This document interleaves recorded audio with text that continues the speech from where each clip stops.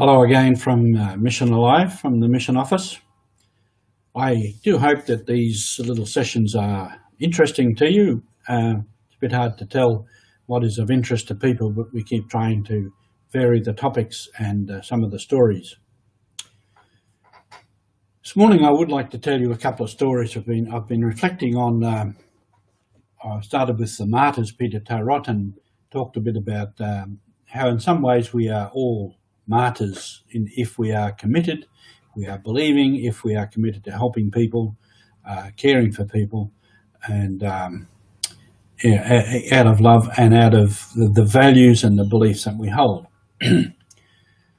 When I was in Papua New Guinea in a bush parish, a lot of health facilities were rather lacking, and the hospital was some distance away.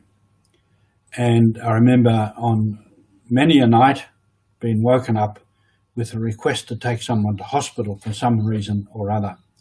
Often one was snake bites, black snakes or death adders or what are out in the bush, particularly people who are out at night hunting or for different reasons, or if they've been in the garden. So I would get out of bed, get the truck out, and away we'd go. It might be half an hour, an hour's drive to the hospital.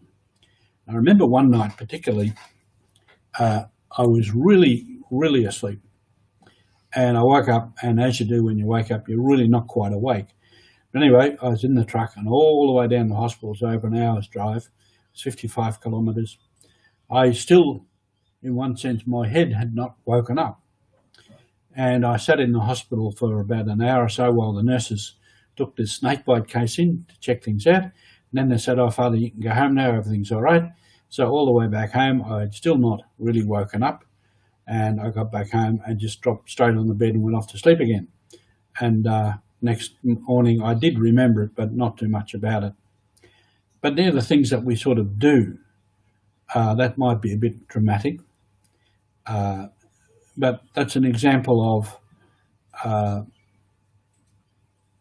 going out of my way to help somebody because they needed help. Other stories like that was women about to give birth. And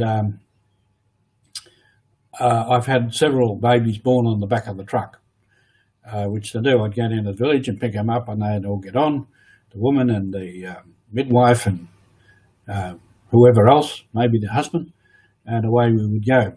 And I remember one day too, we were driving along, and I think it must have been the husband, he called out from the back of the truck, "Don't worry, Father, you can slow down, the baby's been born." I said, "Well, okay, well, should I go back or stop?" No, keep going, keep going. And then after a little while, he says, "Father, have you got a knife?" Obviously a knife to cut the umbilical cord. I said, "No, I haven't." And after a little while again was, "It's all right, Father, we found a knife." A knife was in somebody's billum. So whatever about all the health restrictions and safety measures and hygiene and all that sort of stuff, the baby was born, the mother was fine, the baby was fine. But a number of occasions like that where we used to go out of our way to help people. And in all that time, not once did anybody trick me to use that as an excuse to get somewhere. It was always a genuine case. And they would come to me, not so much as a last resort, but come to me knowing that I would do it a little bit reluctantly, and they'd be asking. And that was my policy. I never refused a health run like that to the hospital. So all this is how do we care for people? How do we go out of our way to care for people? This is part of our mission as church, part of our mission as Christian people. And in the situation where we have it present, we see this. And it's been often on the news and the media, all the health workers, the doctors and nurses and others who put themselves on the front line of this sickness to help people, to serve people. In the same way, teachers doing the best they can for the kids. The teachers and the kids had to transition from classroom to online, back to classroom, back out to online. Puts a tremendous amount of stress on people, especially teachers and the children. Parents also, families doing marvellous things for each other, for others, neighbours.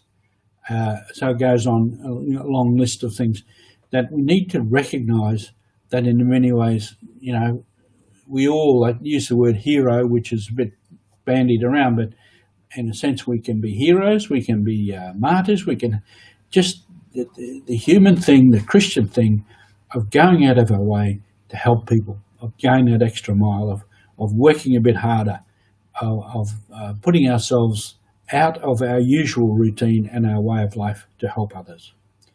So this is all part of mission. You don't have to be up in the bush in Papua New Guinea driving a truck to help people. You can do that here next door with your family, in your workplace. So have a happy day on mission.